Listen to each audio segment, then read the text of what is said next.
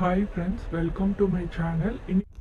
ஏபியில் constitution பொறுத்த வரைக்கும் எந்தெந்த மாதிரியான கொஷின்ஸ் வந்து கேட்பாங்க அப்படின்னா, ஃபஸ்ட்டு ஒன்று கான்ஸ்டியூஷனில் இருக்கக்கூடிய ஜென்ரலாக தெரிஞ்சிருக்க வேண்டிய விஷயங்கள், அந்த மாதிரி ரிலேட்டட் கொஷின்ஸ் வந்து நிறையா இருக்கும். ஃபார் எக்ஸாம்பிள், இப்போ who was the chairman of the constituent assembly அப்படின்னா வந்து கீழே ஆப்ஷனில் வந்து டாக்டர் பிஆர் அம்பேத்கர், ராதாகிருஷ்ணன், ஜெய்கர் இல்லை ஆல் தி அபோ இந்த மாதிரி கொடுத்துருக்காங்க. அப்படின்னா டாக்டர் பிஆர் அம்பேத்கர் தான் வந்து கான்ஸ்டியூண்ட் அசம்பிளியோட சேர்மன். ஸோ இதெல்லாம் வந்து பேரக்ட்ல இருக்காது. ஸோ இந்த மாதிரி கான்ஸ்டியூஷனில் இருக்கக்கூடிய ஜென்ரல் நாலேஜ் டெஸ்ட் பண்ணுற மாதிரியான கொஷின்ஸ் வந்து இந்த கான்ஸ்டியூஷன் சப்ஜெக்டில் வந்து நிறையா வந்து ஏபியில் வந்து கேட்கறதுக்கு வந்து சான்சஸ் இருக்கு. ஸோ இன்னொரு கொஷின் பார்த்தோன்னா, எது வந்து first document of fundamental rights அப்படின்னு கேட்டு கீழே 4 ஆப்ஷன் கொடுத்துருக்காங்க. Magna Carta, the mandate by the king emperor, the mandate by queen Elizabeth, none of the above அப்படிங்கிற மாதிரி. ஸோ இதில் வந்து மேக்னா கார்ட்டா தான் வந்து first document of fundamental rights. So இதெல்லாம் வந்து நம்ம வச்சிருக்கக்கூடிய பேரக்டில் வந்து இருக்காது. இதெல்லாம் கான்ஸ்டியூஷன் அப்படிங்கும்போது இதை தெரிஞ்சுக்கக்கூடிய ஒரு ஜென்ரல் நாலேஜ் கொஸ்டின்ஸ். ஸோ இந்த மாதிரி ஜென்ரலாக உள்ள கொஷின்ஸ் வந்து இந்த ஏஇபியில் கான்ஸ்டியூஷன்லேருந்து வரும். ஸோ வேறு என்னென்ன மாதிரியான கொஷின்ஸ் வந்து கேட்டிருப்பாங்க அப்படின்னா வந்து கேஸ் லாஸ் ரிலேட்டடான கொஷின்ஸ். அந்த கேஸில் சொல்லப்பட்டிருக்க இம்பார்ட்டன்ட் விஷயத்த வந்துட்டு கொஷினை ஃப்ரேம் பண்ணி இது என்ன கேஸில் வந்து சொல்லியிருக்காங்கங்கிற மாதிரி கேஸ் லாஸை வந்துட்டு கீழே வந்து ஆப்ஷன்ஸில் கொடுத்துருப்பாங்க. ஸோ இந்த மாதிரியான கொஷின்ஸும் வந்து கான்ஸ்டியூஷனில் வந்து வரும். இன்னொன்று வந்து டைரக்டாக எழுதக்கூடிய கொஷின்ஸை, இப்போ ஃபார் எக்ஸாம்பிள் ஆர்டிகல் 15 வந்து எதை பற்றி டீல் பண்ணுது அந்த மாதிரி டைரக்டாக வந்துட்டு கொடுத்துருப்பாங்க. ஸோ ஆர்டிகல் 15 வந்து எதை பற்றி டீல் பண்ணுதுன்னு சொல்லிட்டு நம்ம ஆன்சர் எழுதுகிற மாதிரி இருக்கும் ஆப்ஷன் சூஸ் பண்ணி.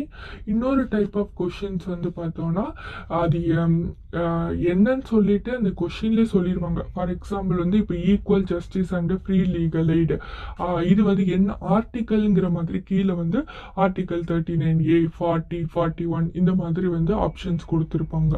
ஸோ இந்த மாதிரி வந்தாலும் சரி, இல்லை ஆர்டிக்கலை கொடுத்து அது எதில் டீல் பண்ணுதுன்னு கேட்டிருந்தாலும் சரி, நம்ம ஓரளவுக்கு ஈஸியாக எழுதிடுவோம். ஸோ கேஸ் லாஸ் வந்து வந்திருந்தாலும் இல்லை வந்து ஜென்ரலாக வந்திருந்தால் மட்டும்தான் நம்ம கொஞ்சம் முன்னாடியே ப்ரிப்பேர் பண்ணுற மாதிரி இருக்கும். ஸோ இந்த மாதிரி கொஷின்ஸ்லாம் வந்து நம்ம பேரக்ட்லேயே பார்த்து எழுதிடலாம். ஸோ கான்ஸ்டியூஷன் பொறுத்த வரைக்கும் இம்பார்ட்டன்ட் கேஸ் லாஸு கொஞ்சம் ஜென்ரலாக இருக்கக்கூடிய விஷயங்கள், லைக் எங்கெங்கே என்னென்ன கான்செப்ட் வந்து எந்தெந்த கண்ட்ரிலேருந்து பாரோ பண்ணியிருக்கோம், எத்தனை தடவை அமெண்ட்மெண்ட் ஆகிருக்கு, இம்பார்ட்டண்டான அமெண்ட்மெண்ட் என்ன, ஃபண்டமெண்டல் ரைட்ஸ்லேருந்து எதுவும் ஒமிட் பண்ணியிருக்காங்களா, ரைட் டு ப்ராப்பர்ட்டி வந்து ஃபண்டமெண்டல் ரைட்ஸ்லேருந்து ஒமிட் பண்ணி லீகல் ரைட்டாக மாறி இருக்கு, இது என்ன அமெண்ட்மெண்ட், கான்ஸ்டியூண்ட் அசம்பிளியோட மெம்பர் யார் இல்லை சேர்மன் யார், இந்த மாதிரியான ஜென்ரலான விஷயங்கள் வந்துட்டு இந்த கான்ஸ்டியூஷனில் வந்து நம்ம தெரிஞ்சு வச்சுக்கணும். இது போக நம்ம தெரிஞ்சு வச்சுக்க வேண்டிய விஷயம் என்னென்னா அமெண்ட்மெண்ட்ஸு, அதுக்கப்புறம் ஷெட்யூல், கடைசியாக வந்து டாக்ட்ரைன். ஸோ என்னென்ன டாக்ட்ரைனோட மீனிங் என்ன, சம்டைம்ஸ் வந்து அதோட மீனிங் வந்து கொடுத்துட்டு ஆப்ஷனில் வந்துட்டு டாக்ட்ரைன் ஆஃப் எக்லிப்ஸ் இல்லை doctrine of pith and substance, doctrine of சிவரபிலிட்டிங்கிற மாதிரி கொடுத்துருப்பாங்க. ஸோ என்ன கொஷின் கேட்டிருக்காங்களோ அதுக்கு ரிலேட்டடான டாக்ட்ரைன் என்ன அப்படின்னு சொல்லிட்டு நம்ம ஆப்ஷன் வந்துட்டு சூஸ் பண்ணுற மாதிரி இருக்கும். மேக்ஸிமம் வந்து கான்ஸ்டியூஷனை பொறுத்த வரைக்கும் நம்ம ஜென்ரலாக நம்ம தெரிஞ்சு வச்சுருந்தாதான் கொஞ்சம் ஆப்ஷன்ஸ் நம்ம பார்க்கும்போது நம்ம அட்டென்ட் பண்ணுற மாதிரி இருக்கும். பேராக்டையே நம்பி கான்ஸ்டியூஷன் போனோம் அப்படின்னா வந்து ஏபியில் வந்து சப்போஸ் பேராக்ட்லேருந்து கேட்டுட்டாங்க அப்படின்னா பிரச்சனை இல்லை. சப்போஸ் ஜென்ரலாக கேட்டுட்டாங்க அப்படின்னா வந்து நமக்கு அப்போ கான்ஸ்டியூஷன் மட்டும் கொஞ்சம் கஷ்டமாக இருக்கும். அதனால வந்து முடிஞ்ச அளவுக்கு வந்து ஜென்ரலாக இருக்கக்கூடிய கேஸ் லாஸை, அதுக்கப்புறம் ஜென்ரலாக இருக்கக்கூடிய இந்த சில விஷயங்கள் கான்ஸ்டியூஷன் ரிலேட்டடான விஷயங்கள் வந்து நம்ம தெரிஞ்சு வச்சுக்கணும். ஸோ அதுக்கப்புறம் வந்து அமெண்ட்மெண்ட், டாக்ட்ரைன்ஸ் வந்து தெரிஞ்சு வச்சுக்கணும். ஷெட்யூல்ஸ் வந்துட்டு இருக்கும், இதெல்லாம் வந்து பேராக்ட்லேயே இருக்கும். டாக்ட்ரைன் மட்டும் நம்ம கொஞ்சம் இம்பார்ட்டன்ட் டாக்ட்ரைன் வந்து படித்தா வந்து போதும். நிறைய டைம் வந்து இப்போ கான்ஸ்டியூஷன் வந்து ஃபர்ஸ்ட் டைம் எந்த அமெண்ட்மெண்ட் பண்ணாங்க, அந்த அமெண்ட்மெண்ட்டோட இயர் என்ன அப்படின்னு சொல்லிட்டு கேட்கலாம். ஸோ இந்த மாதிரியான இயர் ரிலேட்டடாகவும் கொஷின்ஸ் வந்துட்டு வரலாம். ஸோ அமெண்ட்மெண்ட்டை வந்துட்டு ஒன் டைம் நம்ம வந்து ரீட் பண்ணி வச்சுக்கணும். கவர்மெண்ட்டே ரீட் பண்ணி வச்சுக்கணும். ஃபுல்லாக வந்து ஷெடியூல்ஸையும் வந்து நம்ம கம்ப்ளீட்டாக வந்து ரீட் பண்ணி வச்சுக்கணும். இதுதான் வந்து கான்ஸ்டியூஷனை பொறுத்த வரைக்கும் வந்து கேட்கக்கூடிய கொஸ்டின்ஸ். மேக்ஸிமம் தான் வந்து கான்ஸ்டியூஷன்லேருந்து தான் வந்து இந்த மாதிரி ஜென்ரல் டைப் ஆஃப் கொஸ்டின்ஸ் வந்து வரும். அதிக நம்பர் ஆஃப் கொஸ்டின்ஸும் வந்து வரக்கூடிய சப்ஜெக்டில் கான்ஸ்டியூஷனும் வந்து ஒரு சப்ஜெக்டாக. ஸோ கான்ஸ்டியூஷனை வந்து ஒமிட் பண்ணிடாமல் நம்ம வந்து கொஞ்சம் நல்லா ப்ரிப்பேர் பண்ணி வச்சுருந்தோம் அப்படின்னா ஏபியில் கான்ஸ்டியூஷனில் 10க்கு 10 வந்து நம்ம அடிச்சிடலாம். நெக்ஸ்ட் ஒன்று என்ன அப்படின்னா வந்து ஐபிசி. ஐபிசி பொறுத்த வரைக்கும் அப்படின்னா டைரக்டாக செக்ஷன்ஸ் ரிலேட்டடான கொஷின்ஸ் தான் அதிகமாக வரும். இதில் வந்து ஜென்ரலான கொஷின்ஸ் அப்படின்னு வந்து ரொம்ப கம்மி. ஜென்ரலான கொஷின்ஸ்லாம் வந்து அவ்வளோவா வராது. ஃபார் எக்ஸாம்பிள் வந்து இப்போ அபேட்மெண்ட் வந்து என்ன செக்ஷன், கிரிமினல் கான்ஸ்பிரன்சி வந்து என்ன செக்ஷன், இல்லை அஃபென்ஸ் வந்து related to coin and government stamps வந்து என்ன ரிலேட்டட் செக்ஷனுங்கிற மாதிரி வரும். இல்லாட்டி அந்த செக்ஷனை கொடுத்துட்டு செக்ஷன் 490 வந்து எதை பற்றி டீல் பண்ணுது, செக்ஷன் 499 வந்து எதை பற்றி டீல் பண்ணுதுங்கிற மாதிரி இருக்கும். இப்போ செக்ஷன் 499 அப்படின்னா டிஃபர்மேஷன். ஸோ ஆப்ஷனில் வந்துட்டு டிஃபர்மேஷன், கிரிமினல் கான்ஸ்பிரன்சி, இல்லை கிரிமினல் இன்டிமிடேஷன் அந்த மாதிரி இருக்கும். ஸோ நம்ம ஆப்ஷன் வந்துட்டு டிஃபர்மேஷனை வந்துட்டு சூஸ் பண்ணுற மாதிரி இருக்கும். இது போக கேஸ் லாஸ் அப்படிங்கும்போது ஐபிசியில் ரொம்ப கம்மியான கேஸ் ரிலேட்டட் கொஷின்ஸ் தான் வந்துட்டு வரும். ஸோ மேக்ஸிமம் ஒரு 20 கேஸ் லாஸ் வந்து ஐபிசியில் பார்த்து வச்சுக்கிட்டாவே, இம்பார்ட்டன்ட் கேஸ் லாஸ் பார்த்து வச்சுக்கிட்டாவே போதும். ஸோ ஏதோ ஒரு கேஸ் லாஸ் வரும், இல்லாட்டி 2 கேஸ்லாம் வரும், இல்லை சம்டைம்ஸ் வந்து கேஸ்லாவே வந்து வராது. இதில் வந்து செக்ஷன்ஸ் டைரெக்டாக கேட்குறதுனால நம்ம பேராக்டே வந்து பார்த்து எழுதிடலாம். அதே மாதிரி சாப்டர் வைஸாக கேட்டிருந்தாலும் இப்போ வந்து ஜென்ரல் எக்ஸப்ஷன் வந்து என்ன சாப்டர் அப்படின்னு சொல்லிட்டு சாப்டர் 4, சாப்டர் 8, சாப்டர் 10, சாப்டர் 11 இந்த மாதிரி வந்து ஆப்ஷன்ஸ் வந்து கொடுத்துருக்கலாம். அதில் வந்து நம்ம வந்து என்ன சாப்டர், ஜென்ரல் எக்ஸப்ஷன்ஸ் வந்துட்டு என்ன சாப்டர் அப்படிங்கிறத வந்து ஆப்ஷனை வந்து நம்ம கிளிக் பண்ணுற மாதிரி இருக்கும். நிறைய அதுக்கு வந்து இப்போ இந்த செக்ஷன்ஸ் வந்துட்டு இந்த அஃபென்ஸை வந்துட்டு டீல் பண்ணுது. ஸோ இதுக்கான பனிஷ்மெண்ட் என்னன்னு சொல்லிட்டு ஆப்ஷன்ஸில் வந்து வச்சுருக்கலாம். ஸோ இதையும் வந்து நம்ம வந்து பேரக்டை வந்து செக் பண்ணி நம்ம ஈஸியாக வந்து எழுதிடலாம். ஸோ ஐபிசி பொறுத்த வரைக்கும் வந்து ரொம்ப ட்ரிக்கியான கொஷின்ஸ் வந்து கிடையாது. மேக்ஸிமம் வந்து பேரக்டில் இருக்கக்கூடிய கொஷின்ஸ் தான் வந்துட்டு இருக்கும். பேரக்டை வந்து நம்ம செக் பண்ணாவே வந்து ஐபிசி வந்து பொறுத்த வரைக்கும் நம்ம எழுதிடலாம். அதே தான் வந்து சிஆர்பிசிக்கும் மேக்ஸிமம் நம்பர் ஆஃப் கொஷின்ஸ் வந்துட்டு பேரக்ட்லேயே தான் வந்துட்டு இருக்கும். சப்போஸ் வந்து ஏதாவது ஒரு லென்த்தி டைப் ஆஃப் கொஸ்டின்ஸ் வந்து கேட்குறாங்கன்னா இந்த ஐபிசி ஆர் சிஆர்பிசியில் வந்து கேட்டிருப்பாங்க. என்ன மாதிரியான இருக்கும் அப்படின்னா வந்து லென்த்தியாக இருக்கும்போது ஏதாவது வந்து ஒரு சுச்சுவேஷன் வந்து கொடுத்துருப்பாங்க. அந்த சுச்சுவேஷனுக்கு ரிலேட்டடாக வந்து ஆப்ஷன்ஸ் வந்துட்டு இருக்கும். இப்போ வந்து ஒரு பையன் இருக்கான், அந்த பையன் வந்து ஒரு பெண்ணை வந்து இன்னொரு பர்சனுக்கு தெரியாமல் அவன் எடுத்துட்டான். இந்த மாதிரி ஒரு சுச்சுவேஷனை வந்து கொடுத்துட்டு கீழே வந்து இது வந்து தெப்டா, ராபரியா, இது எக்ஸ்ட்ராஷன் அந்த மாதிரி கேட்டிருக்கலாம். ஸோ நம்ம வந்து இது வந்து தெப்ட்டு, அந்த பையன் வந்து இன்னொரு பையனோட பொருளை வந்து கன்சன்ட்டே இல்லாமல் அவனுக்கே தெரியாமல் வந்து எடுத்திருக்கான். ஸோ இது வந்து தெப்ட்டு கீழே வரும். ஸோ இந்த மாதிரி சுச்சுவேஷன் ரிலேட்டடான கொஷின்ஸ் வந்துட்டு இருக்கும். அதுக்கு கீழே வந்து நமக்கு ஆப்ஷன்ஸ் வந்து அது என்ன அஃபென்ஸ் அப்படிங்கிற மாதிரி வந்து கேட்டிருக்கலாம். இல்லை சம்டைம்ஸ் ஒரு சுச்சுவேஷனை கொடுத்துட்டு அது ரிலேட்டடாக என்ன டிஃப்ரெண்ட்டாக வேணால் அவங்க கொஷின் கேட்டிருக்கலாம். இப்போ இவன் கில்ட்டியா கிடையாதா, இல்லை வந்து இது என்ன டெஃபனேஷன்ஸ் கீழே வருது, இல்லை இதுக்கான பனிஷ்மெண்ட்ஸ் என்ன, இந்த மாதிரி வந்து கேட்டிருக்கலாம். ஸோ அந்த சுச்சுவேஷன் என்னன்னு தெரிஞ்சிருச்சு அப்படின்னாவே ஸோ அது ரிலேட்டடான பேரக்டில் வந்து செக் பண்ணி எழுதலாம். சப்போஸ் வந்து அது தெரியல, பேரக்டில் இல்லை, நம்ம கண்டுபிடிக்க முடியாதுங்கிற மாதிரி இருக்குது அப்படின்னா வித்தவுட் ஷார்ட் நோட்ஸுங்கிறதுனால ஸோ நம்ம அந்த சுச்சுவேஷனை கொஞ்சம் புரிஞ்சுக்கிட்டு ஆன்சர் எழுதுகிற மாதிரி இருக்கும். ஸோ 99% வந்து இது பேராக்லேயே நமக்கு ஈஸியாக கண்டுபிடிக்கிற மாதிரியான கொஷின்ஸ் தான் வந்துட்டு வரும். ஸோ இது வந்து ஒரு ப்ராப்ளம் கிடையாது. அதே மாதிரி செக்ஷன்ஸ் வந்து டைரெக்டாக வந்து கேட்டிருப்பாங்க. ஸோ ஐபிசி வந்து பொறுத்த மட்டும் டைரக்ட் கொஷின்ஸ் தான் வந்துட்டு அதிகமாகவே இருக்கும். அதே மாதிரி சிஆர்பிசியும் அதே மாதிரி தான் டைரக்ட் கொஷின்ஸ் தான் வந்து கேட்டிருப்பாங்க. மேக்ஸிமம் வந்து செக்ஷன்ஸை வந்துட்டு ஆப்ஷனில் கொடுத்துட்டு அது ரிலேட்டடான கொஷின்ஸை வந்துட்டு ஃப்ரேம் பண்ணியிருப்பாங்க.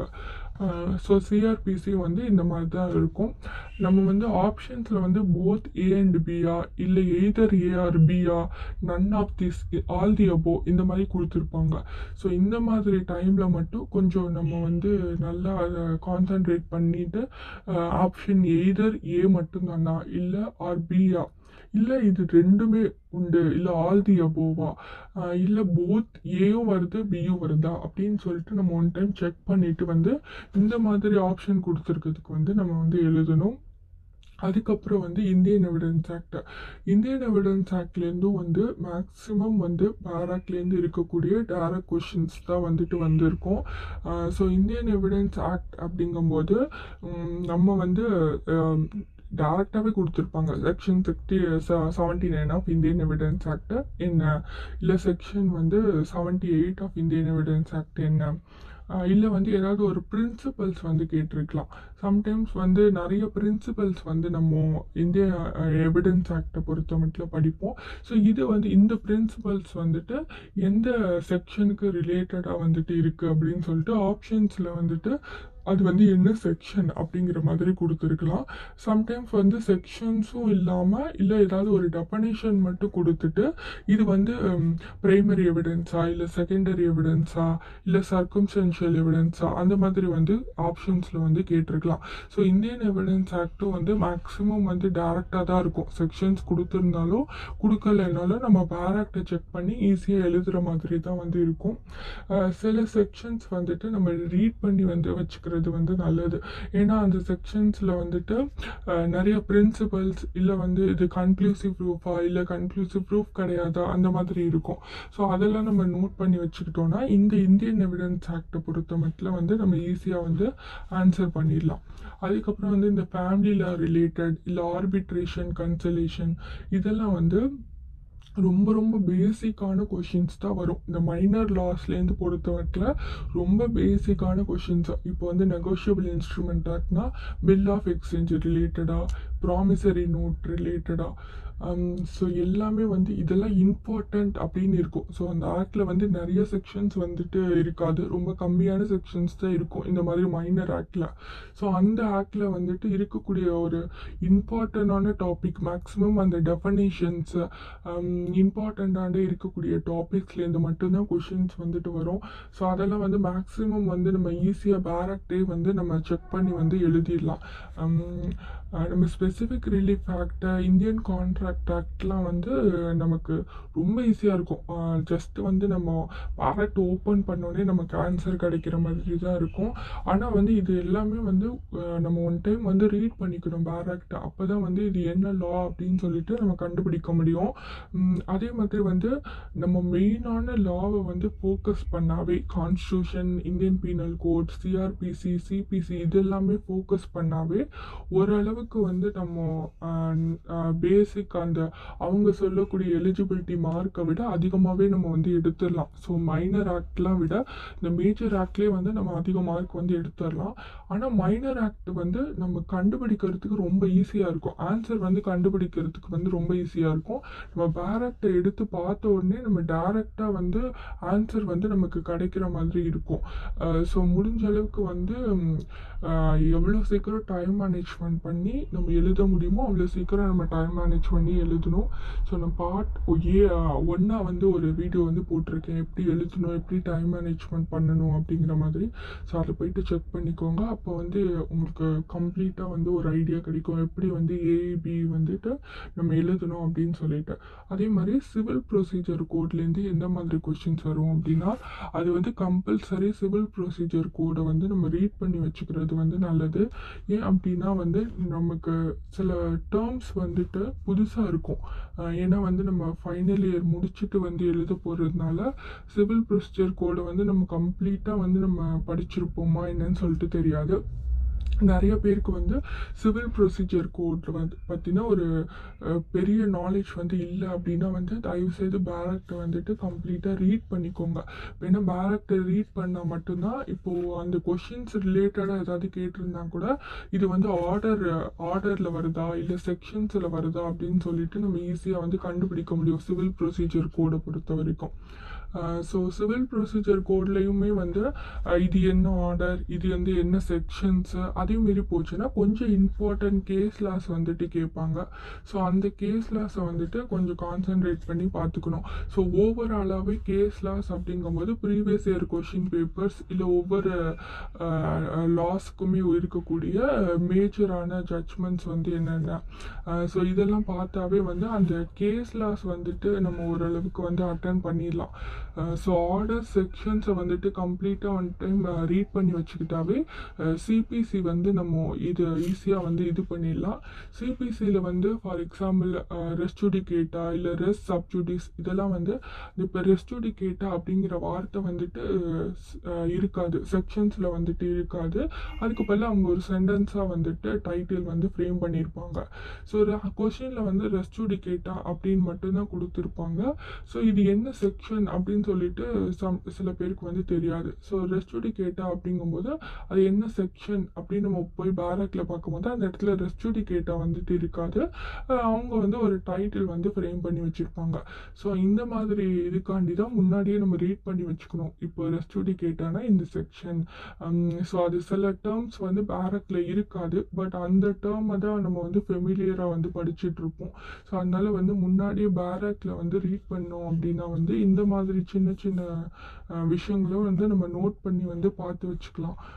ஸோ இதுதான் வந்து சிபிசி பொறுத்த வரைக்கும் நமக்கு வந்து இம்பார்ட்டண்ட்டாக தனியாக வந்து என்னென்ன ஜட்ஜ்மெண்ட்ஸ் வந்துட்டு இம்பார்ட்டன்ட் அப்படின்னு சொல்லிட்டு நான் வந்து ஒரு வீடியோ வந்து ஃப்ரேம் பண்ணுறேன். வீடியோ ஃப்ரேம் பண்ணிட்டு நெக்ஸ்ட் வீடியோ வந்து இம்பார்ட்டன்ட் ஜட்ஜ்மெண்ட்ஸ் வந்து ஏபிக்கு வந்து என்னென்ன இம்பார்ட்டன்ட் அப்படிங்கிற மாதிரி. அதுக்கப்புறம் அட்வொகேட் ஆக்ட் ரிலேட்டடான கொஸ்டின்ஸ் வரும், ப்ரொஃபஷ்னல் எத்திக்ஸ் அந்த ஆக்ட் ரிலேட்டடான கொஸ்டின்ஸ் வந்து கேட்பாங்க. ஸோ இதெல்லாம் வந்து 1, 2 அந்த மாதிரி தான் இருக்கும். இதுவுமே வந்து பேரக்லேருந்து நம்ம டேரெக்டாக வந்து ஈஸியாக பார்த்து எழுதுகிற மாதிரி தான் வந்து இருக்கும். நம்ம ரொம்ப ஜென்ரலாக படிக்கணும் அப்படின்னா வந்து இப்போது ரீசெண்டாக இருக்கக்கூடிய கொஞ்சம் மோட்டார் வெஹிக்கிளில் இருக்கக்கூடிய ரீசெண்ட் அமெண்ட்மெண்ட்ஸ் வந்து பார்த்துக்கணும். அதுக்கப்புறம் கான்ஸ்டியூஷனில் இருக்கக்கூடிய ஜென்ரலாக பார்த்துக்கணும். அதுக்கப்புறம் மிச்ச ஆக்ட்லேயுமே கொஞ்சம் ஜென்ரல் நாலேஜாக தெரிஞ்சுக்க வேண்டிய விஷயங்கள் வந்து தெரிஞ்சுக்கலாம். அதுக்கப்புறம் இம்பார்ட்டன்ட் கேஸ் லாஸ் வந்து தெரிஞ்சு வச்சுக்கணும். டாக்ட்ரைன் இல்லை வேறு ஏதாவது பிரின்சிபல்ஸ் இருக்குது அப்படின்னா வந்து அதை வந்து தெரிஞ்சு வச்சுக்கணும். அதுக்கப்புறம் வந்து either A or B and none of these அந்த மாதிரி ஆப்ஷன்ஸ் வரும்போது கொஞ்சம் கவனித்து அது வந்து ரெண்டுமே வருதா இல்லை எதுவுமே வரலையா இல்லை எல்லாமே வருதா அப்படின்னு சொல்லிட்டு நம்ம வந்து செக் பண்ணி வந்து போடணும். ரொம்ப லென்த்தி டைப் ஆஃப் கொஷின்ஸ் வந்து மோஸ்ட்லி ஐபிசி இந்த மாதிரி சிபிசி சிஆர்பிசியில் தான் இருக்கும். அதுவும் ஐபிசி சிஆர்பிசியில் வந்துச்சு அப்படின்னா வந்து கண்டிப்பாக ஏதாவது ஒரு சுச்சுவேஷன் ரிலேட்டடான கொஷின்ஸ் வந்துட்டு இருக்கும். ஸோ இந்த மாதிரி தான் வந்து கொஷின்ஸ் வந்துட்டு ஃப்ரேம் பண்ணியிருப்பாங்க. இது போக இருக்கக்கூடிய மிச்ச ஆக்ட்லாம் வந்து பார்த்தோன்னா மேக்ஸிமம் 98% வந்து பேராக்ட்லேருந்து நம்ம டேரெக்டாக வந்து எழுதக்கூடிய கொஷின்ஸ் தான் வந்துட்டு இருக்கும். சிபிஎஸ்சிலேருந்து இன்னொரு டைப் ஆஃப் கொஷின்ஸ் என்ன கேட்கலாம் அப்படின்னா வந்து ஜூரிஸ்டிக்ஷன் ரிலேட்டடான கொஷின்ஸ் வந்து கேட்கலாம். ஸோ ஜூரிஸ்டிக்ஷன் ரிலேட்டடாக வந்து அவங்க வந்து ஒரு கேஸ் மாதிரி கொடுத்துட்டு இது என்ன ஜூரிஸ்டிக்ஷன் கீழே வரும், லைக் ஒரிஜினல் ஜூரிஸ்டிக்ஷன் கீழே இது சுப்ரீம் கோர்ட் வந்து இந்த கேஸஸ் எடுக்கலாமா அந்த மாதிரிலாம் கேட்டிருப்பாங்க. ஸோ இல்லை செக்ஷன்ஸ் வந்துட்டு இருக்காது, என்ன ஆர்டர் அப்படிங்கிற மாதிரி எதுவும் மென்ஷன் பண்ணியிருக்க மாட்டாங்க. சம்டைம்ஸ் அந்த கண்டென்ட் மட்டும்தான் கொடுத்துருப்பாங்க. ஸோ அந்த கண்டென்ட் எது ரிலேட்டடாக இருக்குது அப்படின்னு சொல்லிட்டு நம்ம சிபிசி பேரக்டில் இண்டெக்ஸை பார்த்து செக் பண்ணோம் அப்படின்னா வந்து இது எந்த ரிலேட்டட் என்ன செக்ஷன் ரிலேட்டடாக வருது அப்படின்னு சொல்லிட்டு நம்ம வந்து கண்டுபிடிச்சிடலாம். மேக்ஸிமம் எல்லோரும் வந்து லேட்டஸ்ட் அமெண்ட்மெண்ட் இருக்கக்கூடிய பேராக்ட் வந்து வச்சுக்கணும். சப்போஸ் வந்து இல்லை அப்படின்னா அது ஒமிட் ஆகிருக்கு அதை வந்து கேட்டாங்க அப்படின்னா நம்ம வந்து பேராக்டில் வந்து அது இருக்காது. ஸோ அதை வந்து நம்ம தேடி எழுத முடியாது. ஸோ அதனால் வந்து லேட்டஸ்ட் அமெண்ட்மெண்ட் இருக்கக்கூடிய பேராக்ஸை வந்து வச்சுக்கணும். மேக்ஸிமம் வந்து இதோட அதர் மைனர் ஆக்ட்லேருந்து வந்து ஒரு கொஷின் 2 கொஷின் அந்த மாதிரி தான் வந்து கேட்டிருப்பாங்க. ஸோ மேஜர் ஆக்டை வந்து நல்லா ரீட் பண்ணி பார்த்து வச்சுக்கிட்டிங்கன்னாவே அவங்க சொல்லக்கூடிய எலிஜிபிலிட்டி கிரைட்டீரியா வந்து 40%, அதில் 35% அப்படின்னா நம்ம வந்து ஈஸியாக 35 மார்க்ஸ் 40 மார்க்ஸ் வந்து எடுத்துடலாம். மேக்ஸிமம் உங்களோட டார்கெட் வந்து நான் 70 அபோவ் எடுக்கணும் இல்லை 80 அபோவ் எடுக்கணும் இல்லை 100 எடுக்கணும் அப்படின்னு சொல்லிட்டு நீங்கள் எழுதுனா தான் நம்மளே அறியாமல் சில மிஸ்டேக்ஸ்லாம் பண்ணியிருப்போம். ஸோ அப்படி இப்படி பார்க்கும்போது நம்ம கண்டிப்பாக பாஸுக்கு வந்து மார்க்ஸ்க்கு மேலே அதிகமாக இருப்போம். ஸோ சேஃபாக இருந்துப்போம். அபோவ் 50 அப்படின்னா வந்து இல்லை சேஃபாக இருந்துக்கலாம். ஸோ அதனால வந்து மேக்ஸிமம் வந்து 80 மார்க்ஸ் மேலே 90 மார்க்ஸ் எடுக்க மேலே டார்கெட் பண்ணி இதை வந்து எழுதுங்க.